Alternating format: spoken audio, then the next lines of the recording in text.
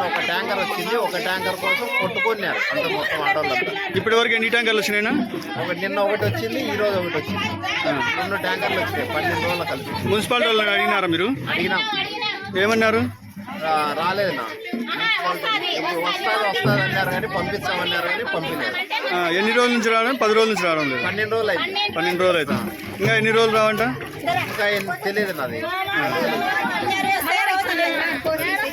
సోమవారం మళ్ళీ సోమవారం అవుతుందో తెలియదు అది.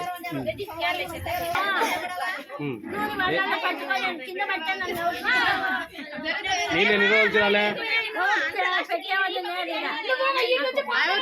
నీళ్ళు ఎన్ని రోజుల నుంచి రాలే? నీళ్ళు